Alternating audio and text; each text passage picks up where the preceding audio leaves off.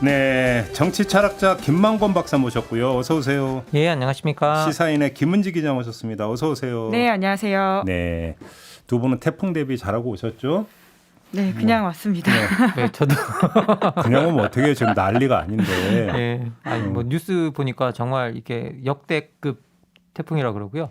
사실 이게 저도 깜짝 놀랐던 게 이게 너무 역대급 태풍이라 그러니까 저희 어머니가 이제 그 근처에 태풍이 오는 그 근처에 경상도에 계셔가지고 저희 어머니한테 조심하라고 말씀드렸더니 갑자기 뭐 사라호의 추억 이런 것까지 다 나오시고.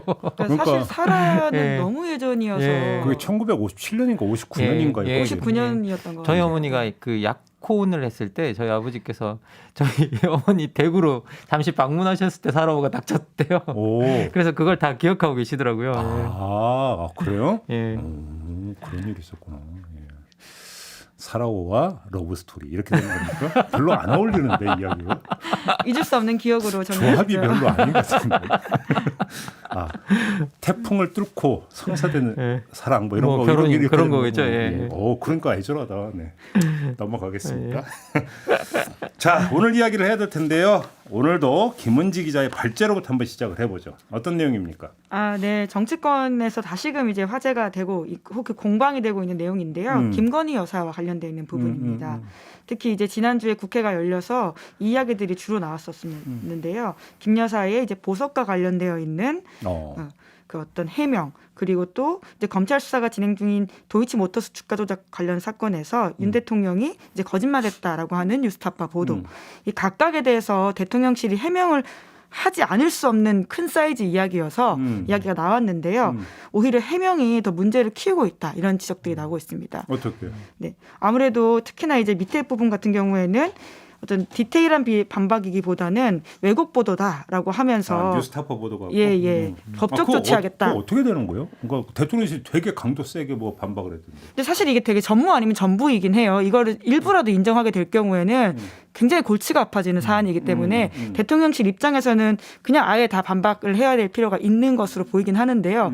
어떤 면에서는 굉장히 정말 이 해당 기자를 실제로 고소하고 기소까지 되게 된다면 오히려 새로운 사실이 드러날 수도 있는 게 아닌가라는 생각이 저 개인적으로 좀 했고요. 왜냐하면 허위 사실에 의한 명예훼손이라고 하는 것이니까요. 아무튼 그 내용을 보면 그 법정에서 그 이제 녹취록이 틀어졌는데 매수할까 했더니 하시라고. 김건희 여사가 그랬다는 그 내용을 얘기하는 거죠. 네, 이제 거기에 대해서 대통령실에서는 그 통상적인 어떤 절차인데 그것에 대해서 왜곡 보도했다라고 이야기하고 있습니다. 제가 주식을 안 해서 잘 모르겠는데 이제 그게 오히려 주식에 대해서 잘 모르는 기자가 저런 식으로 악의적으로 왜곡했다 이렇게 대통령실은 주장하고 있거든요. 네. 그리고 귀금속 관련 해명은 한마디로 그거던데요. 저희는 잘 모르는데요. 그거던데 보니까. 그렇죠. 예. 그러니까 그게 가장 큰 문제입니다. 사실 이제 오늘의 가장 이제 메인 주제라고 할 수 있는데요. 대통령실은 왜 김건희 여사 앞에만 가면 작아지느냐 이 부분에 대해서 우리가 좀 이야기를 나누면 어떨까라는 생각이 듭니다. 애모죠, 애모. 네, 되게 옛날 노래긴 하죠, 그 노래. 또 옛날 노래를 강조를 해. 뭐 알고 있습니다. 하지만 예. 오늘 다 옛날 이야기네요. 그대 앞에만 서면 나는 왜 작아지는 거 그거잖아요. 그러니까. 그 귀금속 관련해서는 저도 쭉 그 대통령실의 해명 내지 설명을 쭉 봤는데, 그러니까 제가 읽은 바는 대통령실도 모른다. 무슨 얘기냐면 그 얘기는 김건희 여사가 대통령실 그 해당 실무진에게도 제대로 설명을 안 해줬다. 이렇게밖에 해석이 안 되던데요, 그거. 네, 실제로 그런 내용들은 당사자가 알려주지 않는 이상은 알기 어려운 이야기거든요. 아니 대통령실 뭐 직원이 아니라 수석이라도 어떻게 알겠어요, 그거. 그렇죠. 이제 그런데 이제 명확하게 해명하기보다는 그래서 지금 논란이 되고 있는 보석 중에 뭐가 지인에게 빌렸고 뭘 소상공인에게 샀는지도 정확하게 해명하지가 않고요. 그냥 3점 중에 2점은 지인에게 빌렸고 한 점은 소상공인에게 구입했다라고 하면서 나머지는 여사님이 판단하실 문제다 이렇게 하면서 추가 설명하고 있지 않고 있습니다. 그러니까. 근데 이게 큰 문제는 저는 이게 이 해명이 더 큰 문제라고 생각하는 건 뭐냐면요. 2점을 지인에게 빌렸다라고 했는데 사실 그런 고가의 장신구를 그렇게 남한테 빌려달라고 하는 행위가 이게 뭐 정식 계약서나 뭐 이런 것들이 있거나 뭐 이렇게 해서 대여한 것도 아닌 것 같고 지금 뭐 그렇게 뭐 이렇게 그런 것들도 알리지 않고 있고 전혀 사실관계가 파악되지 않고 있고 만약에 그런 거라면 이거는 법적으로도 문제가 더 될 수 있는 것 같고요. 그리고 또 뭐 한 점은 소상공인에게 구입했다고 한 건데 그러면서 이게 마치 재산 신고의 대상에 해당되지 않는다고 하는데 지금 이때 어쨌든 여론에 밝혀진 그 장신구들은 다 재산 신고 대상에 넘어가는 액수인 것 같고 그리고 더 큰 건 뭐냐면 또 소상공인에게 구입하면 싼 물건인가요? 그것도 잘 모르겠고 이게 그래서 이게 해명 자체도 적절하지 않고 그리고 해명이 사실은 사실관계를 파악하지 못하고 있으니까 뭔가 적당히 만들어낸 것 같은 그런 느낌이 드는 부분이 있고 그리고 이런 것들이 정말 이 해명이 맞다고 해도 또 뭐 사실 상당히 문제가 될 소지가 많은 해명이다라는 생각이 듭니다. 예. 그러니까 지금 이게 이 귀금속 그 문제에서 갖고 있는 핵심적인 문제는 공직자윤리법에 따라서 재산 신고를 하게 돼 있고 신고된 내용에 대해서는 심사를 하게 돼 있잖아요. 그리고 조사를 하게 돼 있고. 근데 문제는 이게 지금 제대로 작동이 안 되고 있다라고 하는 하나의 방증일 수가 있다라는 게 사실은 가장 큰 문제거든요. 내가 빌렸다면 빌린 거지 뭘 그렇게 말이 많냐고 해버리면 재산신고 제도의 취지가 이거는 뭐냐면 퇴색되어 버리는 거잖아요. 네, 그러면 그렇죠. 검증을 못하게 된다면 그게 재산신고 제도가 무슨 의미가 있어요, 그게? 그러니까 실제로 법을 보면요. 품목당 500만 원 이상의 보석류 같은 경우에는 재산 등록을 해야 되고요. 재산을 거짓으로 기재하거나 중개한 과실로 빠뜨릴 경우에는 경고 및 시정 조치, 2천만 원 이하의 과태료, 일간신문 광고란을 통한 허위 등록 사실 공표, 해임 또는 징계 의결 요구 이렇게 하나 조치하도록 규정했다라고 하는데 그러니까 정말 이제 선회해서 이것이 등록물인지 몰랐다라고 한다면 지금 빨리 이제 그런 지적이 있었을 때 그런 조치에 대해서 우리가 빨리 취하겠다라고 이야기를 하면 되는 것인데 이제 빌렸다라고 이야기를 하니까 지금 더 이 논란이 잦아들지 않고 커지고 있는 거죠. 그럼 누구한테 빌린 거냐? 이걸 빌린 것도 일정 부분 김영란법 위반 소지가 있을 수 있는 거 아니냐. 그러니까, 왜냐하면 고가의 물건을 오랫동안 들고 있다라고 하는 것이 그 사람의 사회적 위치에 대한 일정 부분 뭐 보험성이라고 볼 수 있는 것들이잖아요. 그러니까 그 얘기를 하니까 저는 떠오르는 인물이 하나 있었습니다. 박영수 전 특검. 기억나십니까? 그 수산업자로부터 그 외제차인가요? 1억짜리 외제차. 예. 네, 근데 그 저기 뭐냐면 빌려 탄 거였다고 그때 해명을 그렇게 했었죠. 예. 그럼 네. 빌린다라고 하는 그 개념은 어떤 개념입니까? 이때가 돼버려. 그러니까 계속 빌린다라는 단어가 나오잖아요. 네, 차뿐만이 아니라 사실은 이제 돈이 오고 간 상황에서도 나중에 문제가 될 경우에는 빌려줬다 이렇게 이야기를 하는 것이 꽤 있거든요. 네. 그러니까 이게 정말 좋은 해명이 아닌데 왜 이렇게밖에 못하느냐. 라고 하는 것을 보면 결과적으로 김건희 여사와 관련된 부분들은 아까 말씀하신 것처럼 대통령실이 파악하지 못하는 하나의 어떤 사안이 된 게 아니냐라는 생각이 든다는 거죠. 혹은 그런 뉘앙스를 주거나 그런 느낌을 주거나요. 그러니까 저는 거기서 또 하나 그 심리 부분이 있는데 그 요번에 재산신고 내역을 보면은 윤석열 대통령 내외의 재산이 뭐 70억인가 50억인가 그랬죠. 근데 거의 대부분이 김건희 여사의 재산이었잖아요. 뭐 예금만 얼마? 그러니까 재산 많잖아요. 그럼 귀금속 갖고 있을 수도 있잖아요. 그렇죠. 예. 예를 들어 그러면 아니 본인 거면 그냥 본인 거라고 하면 되잖아요. 근데 왜 빌린다고 합니까? 그리고 빌렸다라고 한다면 그것도 이해가 안 되는 게 그렇게 재산이 많으신데. 응? 그렇게 재산이 많으실 때 그럼 일회용으로 빌린 겁니까? 나토 정상회의 가기 위해서? 근데 이제 언론 보도에 나온 것들을 보면 물론 이제 논란이 되는 그 보석 중에서 브로치나 목걸이는 아니지만 팔찌 같은 경우에는 수차례 하고 나온 모습들이 이제 여러 언론 보도에 번 하고 나왔다. 나왔거든요. 이제 그래서 도통 그럼 빌린 게 정확히 뭐냐라고 하는 부분도 알려주고 있지 않아서 그러니까 말씀처럼 고가의 보석을 본인이 처지가 될 경우에는 당연히 할 수도 있죠. 그리고 나토와 같은 큰 정상 무대에 올라갈 때 어떤 화려한 보석들을 해서 자신의 어떤 모습들을 드러내고 싶을 수도 있다고 보는데요. 지금 상황은 그것에 대해서 명확하게 해명하고 있지 않거나 혹은 계속 말이 바뀌는 것처럼 보인다라고 하는 게 가장 큰 문제가 아닌가 싶습니다. 그리고 이렇게 명확하게 그것을 자신이 소유하고 있었다고 그러고 또 그리고 남편 사실상의 이제 어떻게 보면 대통령 법조인 출신인데 그런 것들이 정말 재산상의 신고 대상이 아닌 공직자의 신고 대상이 아니라고 또 몰랐다라는 것도 사실은 저는 좀 이상한 것 같고요. 그래서 그런 것들은 반드시 어떤 신고해야 되는 어떤 그런 대상이면 신고해야 되는 거고 그리고 그것을 어긴 거였으면 사과하는 어떤 그런 과정들이 있어야 되는데 그런 과정이 다 생략되고 그냥 사람들이 좀 더 납득할 수 없는 그런 대답이 그런 해명이 대통령실로부터 나온다라는 거는 이게 뭐 어느 측면으로 봐도 이건 좋지 않은 것 같습니다. 예. 근데 또 그렇게 놓고 본다면 어찌 보면 극과 극인 게 뉴스타파가 보도했던 그 이 주식 매수와 관련해서는 또 엄청 격앙되게 지금 반응을 한 거잖아요. 기사 제목이 대통령의 거짓말이라고 난 부분이 아마 좀 크게 건드린 게 있는 것 같습니다. 뉴스타파 이제 제목에 예. 그래서 대통령이 거짓말했다는 건 정말 잘못된 보도다 이런 식으로 지금 대통령실이 세게 반박을 했거든요.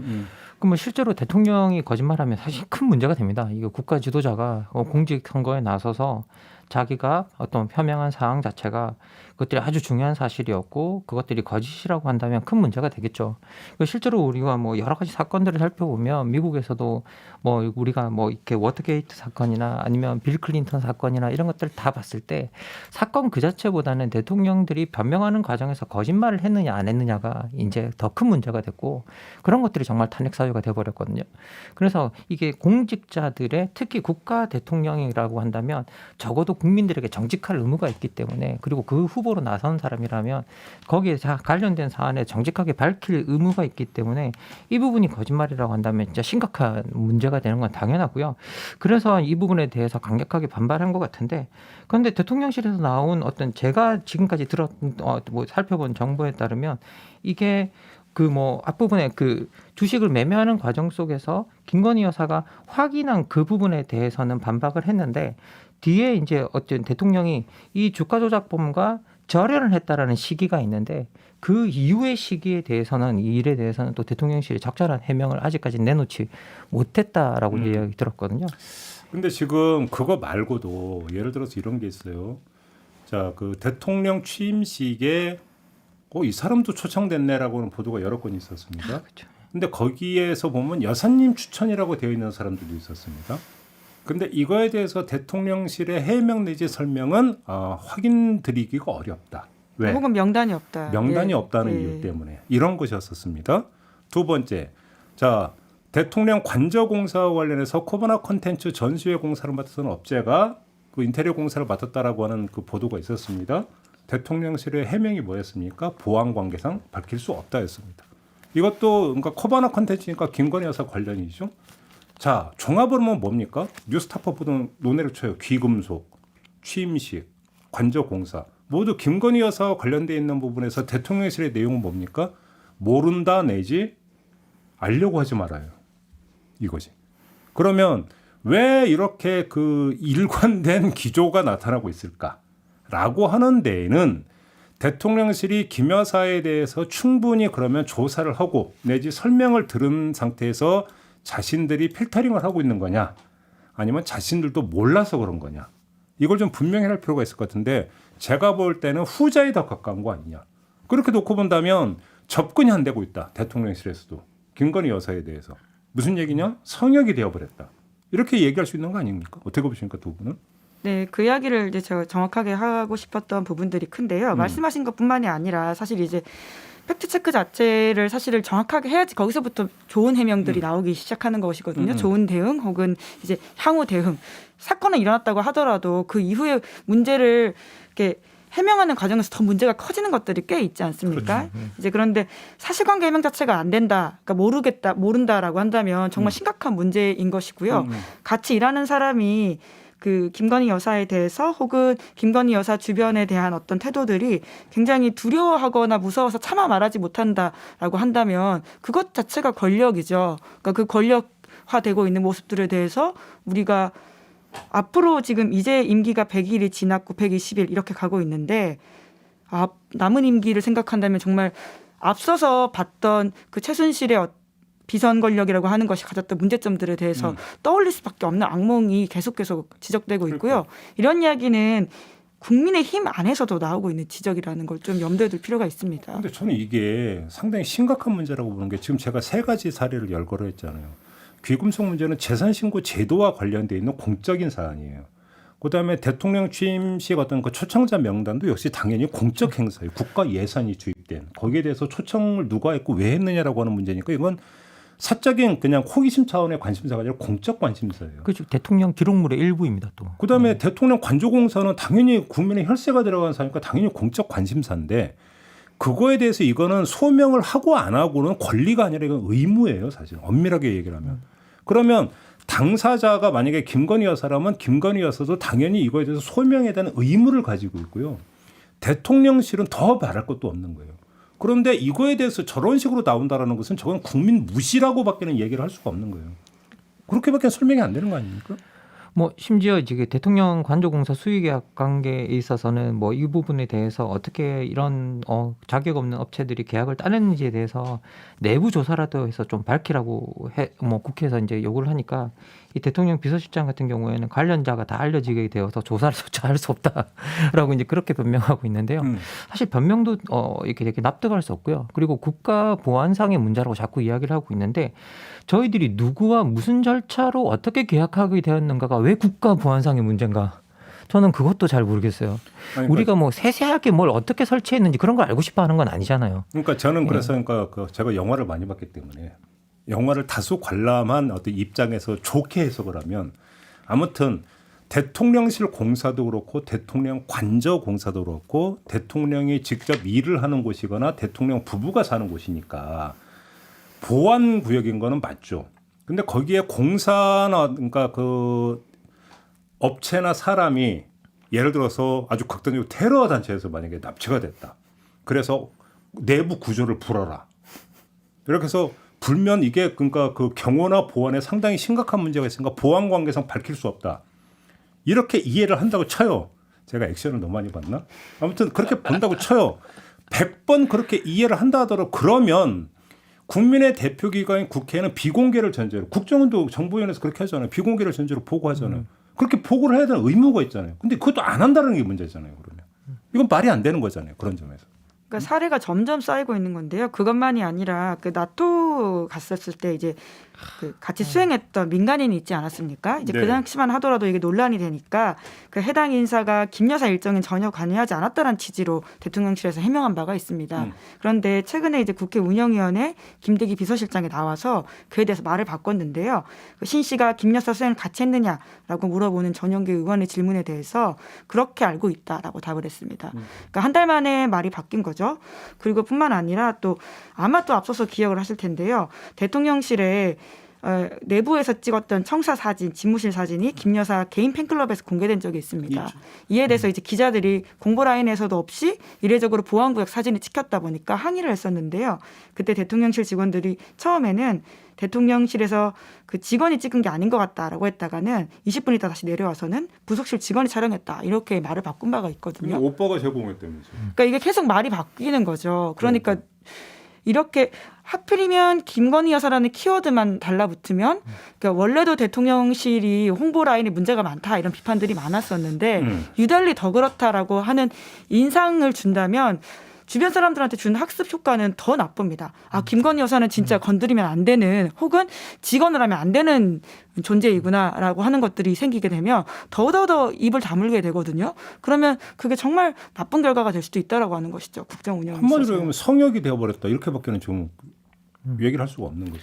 그리고 뭐 지금 현재 뭐 특별감찰관자나 이런 것들이 전혀 실시되고 있지 않기 때문에 저희들 대통령 가족들에 대한 어떤 그 감시기구나 뭐 이런 것들이 사실상 부재한 상태에서 이런 일들이 일어나고 있어서 더 큰 문제라는 생각이 들고요. 그리고 만약에 그런 제도가 없다고 한다면 이런 사실관계에 대해서 대통령실이 명확하게 해명을 하거나 그리고 거기에 대해서 우리가 그 관계를 파악할 수 있는 여러 자료들이 나오면 또 공적이 명백하게 공개되면 상관이 없는데 그런 것도 없고 아무것도 없고 그래서 사실상 견제장치 자체가 제도적으로 부재해버리는 상황이 되고 있고 그리고 또 대통령 뭐 제2부속실 같은 것들이 없으니까 사실 우리 그 대통령 영부인의 동선 자체가 아예 비공개돼 버리는 이제 어떻게 보면 상당히 중요한 어떻게 보면 부분인데 그것에 대해서도 공식 기록이나 모든 것에 대해서 파악할 수 없는 그런 상황으로 가고 있기 때문에 저는 이것도 상당히 큰 문제라고 생각합니다. 근데 우리 한번 솔직하게 이야기할 필요가 있는데 이건 김건희 여사의 문제입니까? 윤석열 대통령의 문제입니까? 그러니까 결국 그 이야기로 이제 가다 되는 것이라고 생각하는데요. 이제 소위 말해서 이제 김건희 여사와 관련된 이슈들에 대해서는 이제 쿼터를 쓰고 김건희 리스크라고 하지 않습니까? 이제 앞서서는 홍준표 당내 경쟁자가 본부장 리스크라는 워딩으로 조언을 한 적이 있고요. 그런데 이제 이러한 김건희 리스크라고 하는 것은 저는 윤석열 리스크라고 봐야 되는 지점이 아주 크다고 생각하는 게요. 하나같이 대통령의 공적 마인드, 그러니까 퍼블릭에 대한 태도들을 다 물어보는 것이거든요. 이 공적인 태도를 하는 이슈에 있어서 굉장히 사적으로 다룬다라는 느낌 혹은 감각, 태도를 준다고 하는 것이 사람들이 계속 쌓여가면서 의문을 제기하고 있잖아요. 그 문제라고 저도 보고 있습니다. 그러니까 아니 그 영부인이 성역이 되고 안 되고의 문제는 대통령이 영부인 문제에 대해서 대통령에서 뭐를 다루려고 할 때 대통령이 어떤 태도를 보이고 어떤 지침을 주느냐에 따라서 그건 달라지는 거 아닙니까? 예. 누구든지 간에요. 영부인이 아니고 그럼. 누구든지 간에요. 그렇죠. 예. 결국은 이제 뭐 정치 저희들이 선출한 대표자가 대통령이고 그리고 그러면 대통령 자신이 자신의 가족과 그리고 관련된 자기 주변의 사람들이 좀 명명백백하게 공개성을 가지고 그리고 투명하게 공적 활동을 할 수 있도록 통제하는 건 대통령의 몫이죠. 그걸 못하게 되면 자연스럽게 대통령이 비난을 받게 되고요. 그리고 과거에 우리 역사를 보더라도 많은 대통령들이 자기 자식들 통제 못해서 얼마나 많은 비난을 받았습니까? 이제 그런 경험들도 있고 그리고 그런 데서 아무도 자유롭지 못했고요. 그리고 결국은 그 책임은 그 자식들이 아니라 대통령한테 갔거든요. 그래서 결국은 대통령이 책임져야 되는 부분이고 이거는 뭐 대통령이 그리고 이게 정권 초기이기 때문에 더더욱 이제 많은 부분 사람들이 의심하고 그리고 염려하고 걱정하는 부분이 자꾸 되어가고 있기 때문에 이 부분에 대해서는 대통령이 좀 나서서 적극적으로 이 부분을 또 뭐 통제해야 되지 않을까라는 생각이 듭니다. 예. 그 김 여사 관련해서는 이런 보도가 과거에 나온 적이 있는데요. 윤석열 대통령이 검찰 시절에 가까이 이제 보좌했던 정관 변호사가 대선 캠프 합류했다가 결별을 했는데 이제 그때 김 여사 의혹에 대해서 면전에서 직언을 했더니 일종의 쫓겨났다라는 취지의 한겨레 보도가 있었습니다. 사실 저도 이제 국민의힘 의원들이나 관계자들을 만나서 이제 그게 사실관계는 김 여사나 대통령실을 확인을 하지 못했기 때문에 그러긴 하지만 이 분위기라고 하는 것에 대한 이야기를 좀 하고 싶은데요. 그러니까 올해 초에 이제 대선 캠프에 있었던 소위 이제 윤석열 대통령 관계자와 이야기를 하다가 이제 누가 더 윤핵관이냐 이런 이야기를 권성동 의원과 장제원 의원에 대해서 그분이 말을 한 적이 있습니다. 근데 이제 그 사람의 주장은 장제원 의원이 더 윤핵관이라고 하는 거예요. 근데 뭐 그렇게 생각할 수 있잖아요. 본인이 주변에서 지켜보기에. 근데 그 근거 중에 하나가 장제원 의원이 김건희 여사와 더 가깝게 지내기 때문에 내가 봤을 때는 장제원 의원인 것 같다. 이런 이야기를 저한테 한 적이 있거든요.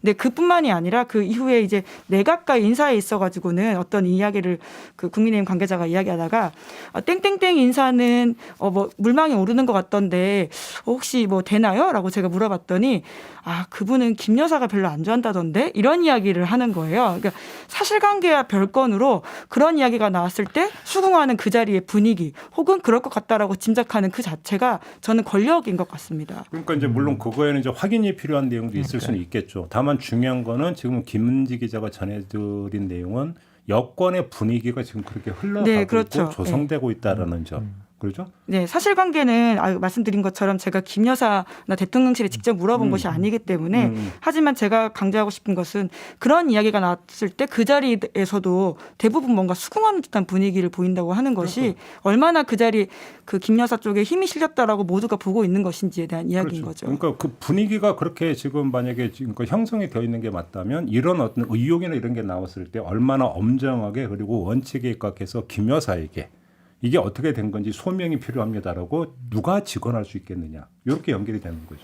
네, 그리고 결과적으로는 그 문제는 윤석열 대통령이 컨트롤해야 된다라는 지점의 이야기인 건데요. 관련해서 시사인이 무슨 추석 조사한 게 있습니까? 신뢰도에 대해서? 네, 신뢰도 조사를 저희가 했었는데요. 이제 매년 이제 추석 즈음에 정례적으로 하고 있습니다. 그래서 이게 시계열이 쌓여가지고 사실은 그 앞선 정권과 비교해 볼 수 있는 되게 좋은 데이터이거든요. 그러니까 현직 대통령 얼마나 신뢰했느냐라고 하는 부분인데 윤석열 대통령은 이제 올해 처음 대통령이 되셨으니까 나왔는데요. 저희가 이명박, 박근혜, 문재인, 윤석열 대통령 현직 때 물어봤던 대통령 신뢰도 중에서 가장 낮게 나왔습니다. 10점 만점에 3.62점인데요. 이것은 이제 물론 이렇게 보면 얼마나 낮은지에 대한 감이 좀 없으실 수 있는데 박근혜 대통령을 저희가 탄핵 직전에 조사를 이제 그때 추석 즈음에 했었거든요. 2016년 추석 때. 탄핵 직전이었어요? 16년 9월이면 이제 막 그 최순실 보도가 나오던 때이죠. 그렇죠. 그러니까 그러니까 불을 지른 게 JTBC의 태블릿 보도였어요. 네네 그렇죠. 그게 10월 말이었으니까 그 전이긴 합니다. 바로 그 직전이 네네. 추석이었죠. 한겨레 이런 곳에서 이제 최서원 씨에 대한 처음으로 이제 보도들이 그건 이제 여름 나와서 7월 아마 예. 그때쯤일 거고. 그리고 TV조선에서 이제 그 안종범 이런 기사가 나올 때였는데요. 그때가 3.9일이었는데 그때가 3.9일이었어요? 예, 낮다라고 할 수 있고요. 이야. 근데 뭐 또 이게 좀 얼마나 낮은 수치인지 비교를 해보자면 정권 이제 말 정도 되면 보통은 대통령 신뢰도가 이제 높다가 좀 떨어지는 경향성들이 있거든요. 근데 문재인 대통령이 임기 마지막 해 5년 2021년에 4.59점이었고요. 그리고 이명박 대통령은 3.95점이었습니다. 이제 불행하게도 박근혜 대통령은 탄핵으로 마지막 신뢰도가 없었는데 모두 이제 앞선 대통령들의 5년 차 신뢰도보다 지금 현재 윤석열 대통령의 1년 차 신뢰도가 더 낮다라고 하는 점은 대통령과 대통령실이 지금 더 엄정하게 지금의 상황들을 좀 봐야 되는 게 아닌가 싶고요. 그리고 또 하나 더 저희가 세부 요인도 물어봤습니다. 대통령 윤석열 정부의 주요 행보에 대한 신뢰도 점수를 물어봤는데 지난 100일 동안에 대통령실 용산 이전, 출근길 문답, 행정안전부의 경찰국 신설, 이준석 전 대표 징계 등 당내 갈등, 대통령실 장관 및 인사, 그리고 김건희 여사 등 주변 관리 이런 6개 항목이었는데요. 이 대부분 다 2에서 3점 사이로 불신 구간 저희가 0에서 4점 사이는 불신이라고 하는데 들어가 있는데요. 이 중에서 가장 낮은 게 김건희 여사 관련된 부분입니다. 주변 관리 항목이 2.43점인데요. 이것은 단순히 이제 다른 사람, 그러니까 이 세부로 봐도 사실 좋지가 않은 게 민주당 지지자 같은 경우에는 0.64, 10점 만점에 그렇게 이야기하고 뿐만 아니라 무당층도 2.02점, 그러니까 평균 2.43점보다 낮습니다. 게다가 국민의힘 지지자도 4.86으로 5점 이하이거든요. 그리고 대구 경북을 보더라도 3.67점입니다. 그러니까 굉장히 이 부분에 대해서는 국민들의 평가가 낮다라는 것들을 정부가 좀 인식해야 된다라고 하는 지점이 있는데요. 이거 조사 개요 말씀드려야 되죠? 네, 하세요. 네, 그래도 저희 이제 유튜브 방송에 어떤 네, 저희가 K스탯 리서치에다 의뢰해서 지난 8월 19일부터 21일에 했고요. 전국 만 18세 이상 남녀 1,005명에게 유무선 RDD 병행 전화 면접 조사로 물어봤습니다. 자세한 내용은 중앙선거 여론조사 심의위원회에서 보시면 됩니다. 네. 근데 아무튼 그 윤석열 대통령의 신뢰도가 참으로 낮은 게 뭐 여러 가지 요인이 있지만 여러 가지 요인을 또 따로 물어보니까 가장 점수가 낮았던 게 김건희 요인이었다. 이런 거잖아요. 네, 주변 관리, 김건희 여사 등 주변 관리 정확히는. 근데 저는 여기서 참 궁금하고 의아한 게 그 역대 대통령에서 이 국민들이 역대 대통령 문제, 역대 대통령을 평가하는 데 있어서 친인척 문제가 얼마나 민감하고 비중이 컸는지 모를 리가 없잖아요. 그리고 지금 김건희 여사 관련해서 여러 가지 이야기가 나오고 있는 걸 모를 리가 없잖아요. 물론 요즘 뭐 뉴스를 잘 안 본다고 하긴 합니다만 아무튼 근데 왜 저렇게 할까요? 난 그게 제일 이해가 안 되거든요. 저는 사실 너무 대담하다고 생각합니다. 관련자들을 대통령 취임식에 그냥 그렇게 초대하고 자기 수사하는 수사관 그렇게 막 초대하고 전 이거는 명백하게 이거를 압박을 안 느낄 사람이 있겠습니까? 정말 수사관이라고 한다면 그건 정말 순수하게 우리가 초대했다라는 말을 믿을 만한 사람이 있고 정말 그걸 믿는다고 한다면 그게 거짓말이지. 이게 청룡 봉사상 수상 때문에 나머지 예. 청룡 봉사상 수상하신 분들은 안 불렀다라고 하는 게 또 뒤늦게 나온 팩트이긴 합니다. 2명, 그러니까 4명인 것 같은데 2명으로 2명을 안 불렀대지. 예. 그러니까 이게 저는 이게 정말 이해가 되지 않고요. 그리고 그걸 너무 공개적으로 너무 대담하게 공식적 행사까지 사인들, 지인들 다 끌고 들어와서 하면서 그것이 마치 괜찮은 일이냐. 아니 우리 집사람이 그 아는 사람이라 빵 사들고 거기 간 모양입니다. 같이 그런 식으로 대통령 스스로도 그렇게 변명을 하고 있고. 그래서 저는 이 부분에 대해서 상당히 큰 문제라고 생각을 하고 있고 이 리스크의 본질은 다시 말씀드리지만 대통령이 관리를 하지 못하는 데 있다라고 저는 생각합니다. 예. 근데 대통령이 다 이게 바뀔 수 있다라고 생각하고 저희가 또 계속 이런 이야기를 드리는 거잖아요. 그러니까 전 정권에 대해서 이야기를 계속하면서 낫지 않냐라는 이야기를 했던 것에 대해서 저희가 굉장히 문제 지적들을 많이 했었고 실제로 지난번 국민의힘 연찬회 가서는 대통령이 거기에 대한 자기 태도를 바꾸겠다고 말을 했습니다. 더 이상 이제 뭐 여러 가지로 어렵긴 하지만 물려받은 것도 좋지는 않긴 하지만 이제 전 정권 탓하지 않겠다 이런 이야기를 공개적으로 한 건 저는 되게 잘한 일이라고 생각하거든요. 그럼요. 예. 그렇게 따지면 이 부분에 있어서도 대통령이 좀 생각이나 혹은 태도를 바꿔서 메시지를 내시면 됩니다. 네. 이제까지는 내가 이런 비판들이 있었고 이게 부족하다는 이야기를 들었지만 이제 그렇게 하지 않겠다라고 명확하게 시그널을 주면 이제 특히나 이제 보좌하시는 직원들한테는 그게 되게 큰 메시지거든요. 그렇기 때문에 대통령이 이 부분에 있어서 바뀌겠다고 좀 먼저 선언을 해주시면 좋겠다라는 생각이 듭니다. 그러니까 저는 이해가 안 되는 구석이 몇 가지가 있는데요. 하나가 지금 말씀드린 것처럼 이렇게 계속 언론에 의해서 김건희 여사 관련 의혹이 나오는데도 뭔가가 지금 어떤 특단의 대책이 나오지 않고 있다라는 게 일단 의아한 부분이고요. 또 한 가지는 윤석열 대통령 취임 후에 이제 지금 저희가 이야기한 건 취임 후에 불거진 문제들이잖아요. 다 오늘 여기서 이제 이야기했던 것은 아까 뭐 뉴스타파 보도 빼고 도이치모터스는 전이죠. 그거 빼고 자이고, 예. 그런데 대선 과정에서 이른바 본부장 리스크니 뭐니 해가지고 엄청 홍역을 치렀잖아요. 윤석열 후보도. 그러면 김건희 여사 관련 문제나 처가 관련 문제에 대해서는 오히려 그 누구보다 먼저 경계하고 먼저 챙겨서 사전 단속을 하는 게 공정 둘째치고 상식적인 태도잖아요. 보통 사람이라면 먼저 그렇게 손길이 가게 돼 있는 거잖아요. 근데 이게 안 되고 있다라는 거잖아요. 솔직히 저는 잘 이해가 안 되거든요. 이걸 어떻게 이해를 할 수 있는 거예요? 어떤 대목으로 이해를 할 수 있는 겁니까? 이게? 저 사실 이제 뭐 이해가 안 되는 대목들이 되게 뭐 많죠. 너무 예, 김건희 여사를 예. 믿는 겁니까? 예. 철석같이 믿는 겁니까? 사실 혹시? 제가 그 들어오기 전에 그 우리 그 김은지 기자님한테 하나 여쭈었었어요. 이게 그 대통령실에서 사실관계를 파악을 하고 있지 못하는 걸까요? 라고 제가 물었는데 왜냐면 이게 그 보면 정치에서의 거짓말 같은 경우가 저희들이 한 두 가지, 세 가지 정도로 나누는데요. 하나는 정말 적극적으로 허위를 꾸며내는 거고 하나는 정보를 생략해서 꾸며내는 거고 그리고 또 하나는 최근에 나오는 건데 호도성 거짓말이라고 해서 진실 같은데 진실을 말하는 것 같은데 사실은 거짓말인 이제 그런 새로운 유형의 거짓말들이 나오고 있는데 그래서 그런 거짓말의 유형을 뭔가 맞추려고 한다면 뭔가 정보가 있어야 되고 그리고 그런 것들이 막 정확하게 파악이 있어야지 그런 것들도 성립할 수 있는데 만약에 이런 정보 자체를 파악하지 못하고 있다고 한다면 그럼 거짓말 자체가 성립을 될 수가 없는 거잖아요. 사실관계를 파악할 수가 없으니까.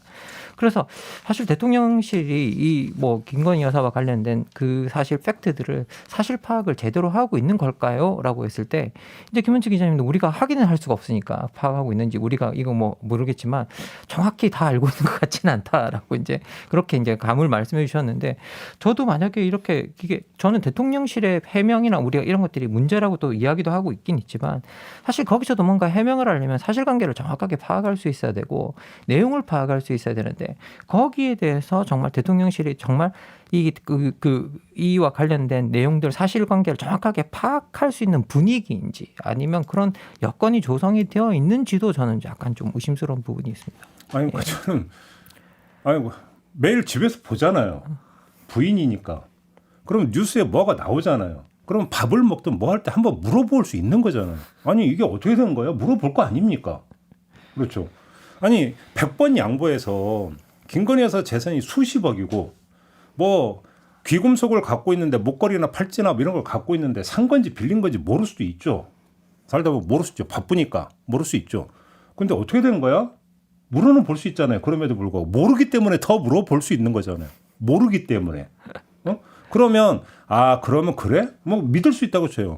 그러면 대통령실에 이걸 좀 자세히 설명을 해서 국민들이 이해할 수 있게 좀 소상히 좀 알려줘. 그러면 대통령실이 알아서 언론에게 이야기를 하면 좀 뭔가 바로 잡히지 않겠어요. 예를 들어서 설령 그게 잘못된 의혹이라고 치면 이게 수순이잖아요. 이게 상식적인 그림 아닙니까? 그런데 뭐냐면 김건희 여사는 아까도 잠깐 얘기했지만 소상히 알려주지를 않은 거잖아요. 우리의 추정에 따르면 대통령실에. 그러면 왜 안 알려주는 대통령이 그러면 대통령실에 좀 소상히 알려가지고 국민들이 오해하지 않도록 좀 했으면 좋겠어라는 얘기를 안 해서 안 알려준 겁니까? 그렇게 얘기를 했는데도 그럼 김건희 여사가 무시한 겁니까? 모르죠. 아니 궁금하잖아 지금. 예, 이제 저희들도 아까 확신 뭐도 안 하고도 확신할 수 없었던 게 그냥 저희들이 파악을 할 수 없으니까 거기에 대해서. 그런데 바로 예, 그건데요. 예. 그러니까 국민하고 소통하고 뭐하기 위해서 용산으로 이전한다면서요. 근데 문제는 구중궁궐이 되고 있는 거잖아요. 오히려 거꾸로 더 그게 예, 그러니까 그런 거 아닌가요? 뭐 지금 분위기는 청와대는 개방하고 대통령실은 닫아가는 분위기가 되고 있는 것 같습니다. 그러니까 누구에게 더 권력이 있느냐가 결국은 이제 보이게 되는 지점들이 자꾸 있는 것이죠. 그렇죠. 그러니까 대통령이 설마 여사한테 못 물어보는 것인가? 라고 생각하게 된다면 에이 설마. 예, 그러니까 우리가 그 군주론의 유명한 멘트 있지 않습니까? 이제 군주는 사랑받기보다는 오히려 두려움의 대상이 되는 게 낫다라고 하는 것인데 이 상황에서 우리가 가장 두려워하는 사람은 누구인가라는 생각이 자꾸 미치게 된다라고 하는 거는 대통령에게 되게 나쁜 시그널이다라고 볼 수 있습니다. 참. 그리고 사실 이거는 이해해야 될 지점은 아닌 것 같고요. 대통령실이 역할을 하고 일을 해야 될 지점인 것 같습니다. 국민들이 자꾸 왜 저러지라고 상황과 어떤 맥락을 이해할 필요가 있는 것인가라는 생각도 들고요. 그러니까요. 그건 뭐 정확한 지적인 것 같습니다. 이게 대통령실도 자기 역할을 뭐 그 대통령실이 진짜 역할이 뭐냐면 그런 상황이 안 될 때 직원하고 파악하고 쫓겨날 때 쫓겨나더라도 그 일은 해야 되는 거죠. 예, 생각적으로. 그러니까 이게 대통령실이 진짜 일을 못하는 문제냐라고 봤을 때 결과적으로는 지금 수석이 바뀌었는데도 그렇게 크게 달라지지 않은 것들이 그렇죠. 반복된다라고 한다면 그 내부에 어떤 다가갈 수 없는 이슈가 있는 게 아니냐라는 의심이 자꾸 쌓이게 되는 거죠. 저도 방송 중에 그 얘기를 했는데요. 그러니까 홍보 수석 교체하고 올 때 그 대국민 소통도 중요한데 대통령실 내부 소통부터 좀 해라. 제가 그런 얘기를 한 적이 있어요. 내부 소통이 안 되는 거잖아요. 한마디로 얘기를 하면. 뭘 알아야 국민 앞에 기자한테 브리핑이라고 설명을 할 거 아니에요. 지금. 그런 것도 아니잖아요. 지금. 예, 그래서 제가 아까도 말씀드렸던 게 뭘 알아야 거짓말을 하고 뭐 하는데 이건 거짓말도 성립이 될 수 해명이라고 없으니까 하시죠. 거짓말도 성립이 안 된다라는 거예요. 순화시켜서 그러니까. 마사지. 예, 맞습니다. 예. 해명이라고 하시죠. 해명을 제대로 하는데 그러니까 뭐 사실관계 자체가 파악이 돼야 뭘 하죠 이게. 그러니까 사실관계 자체가 파악이 되는지가 의심스럽다라는 그런 생각이 들 때가 많습니다. 그러니까 뭔가 철벽이 쳐지고 있다. 철벽에 둘러싸인 성역이 되어버렸다. 이렇게밖에는 좀 정리가 안 되는 것 같습니다. 이거는 문제가 좀 심각해지는 거죠. 왜 그러냐면 영부인이면 영부인 같은 경우도 그러니까 공적인 인물이라고 좀 봐야 되는 거 아닙니까? 그러면 공적인 인물이면 공적인 인물은 당연히 국민의 감시의 대상에 포함이 돼야 되거든요. 근데 거기서 빗겨나 있다고 한다면 문제는 심각한다. 거기서 어떤 일이 발생될지 모른다는 게 가장 본질적인 문제잖아요. 그리고 이게 처음 겪는 일이 아니라는 게 더 문제잖아요. 국정농단 사태라고 하는 게 그건 뭐예요? 그거잖아요. 그리고 그 국정농단 사건을 수사를 진두지휘했던 게 다른 사람도 아니고 지금은 윤석열 대통령이잖아요. 오늘 얘기하다 보니까 정말 납득 안 되는 게 너무 많이 있는데 걱정스러워서 드리는 말씀입니다. 그런 거죠. 지금 저희는 걱정스러워서 드리는 말씀입니다. 지금이라도 늦지 않았다. 바로 잡아야 된다. 이거는. 그리고 제가 볼 때는 뭐 예를 들어서 지금까지 제기됐던 의혹 중에 저는 사실이 아닌 의혹이 있을 수 있다고 생각을 해요. 그러면 더더군다나 국민한테 소상히 설명을 해야 되는 거잖아요. 그러면 더더군다나 왜 이러는지 저는 이해를 못하겠다는. 그러니까 이런 우려나 걱정은 그러니까 보수 언론도 지금 하고 있다. 그러니까요. 그리고 국민의힘 내부에서도 조금씩 나오는 이야기다. 이것들을 대통령실이 염두에 둬야 된다는 생각을 많이 합니다. 이게 생각이 다르거나 혹은 어떤 지지에 따라서 다 갈리는 물론 뭐 강도의 차이는 있을 수 있겠죠. 하지만 본질적으로 이 문제에 대해서는 굉장히 좀 의미 있게 들여다봐야 된다. 그러니까 이거는 소통의 반대로 불통이라고 하는데 불통의 단계가 아니라 제가 볼 때는 먹통의 지경에 가버렸다. 먹통. 그런 거 아닙니까? 그렇죠. 뭐 사실 생각해 보면 지금 대통령실의 해명이 처음 나왔을 때와 마지막 그리고 그 이후의 해명이 일관되었던 경우보다는 오히려 다 달라지고 뒤에 바뀌고 뭔가 사실관계 해명하는 과정 속에서 사실관계조차 바뀌어버린 경우가 상당히 더 많았거든요.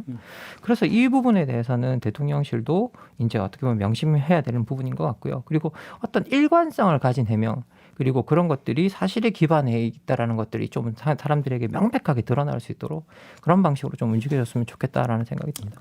그대 앞에만 서면 나는 왜 작아지는가에서 여기서 이 나는 누구일까를 성찰적 관점에서 다시 되살폈으면 좋겠던 사람이 저는 윤석열 대통령이라고 생각을 합니다. 동의하십니까? 애모니까요. 예. 뭐 근본적으로 계속 우리가 저희들이 말씀드렸던 것도 근본적인 책임은 대통령에 있다라는 이야기니까. 이렇게 오늘 결론을 내리면서 마무리하도록 하겠습니다. 두 분 수고하셨고요. 저도 함께 물러가겠습니다. 고맙습니다. 감사합니다. 감사합니다.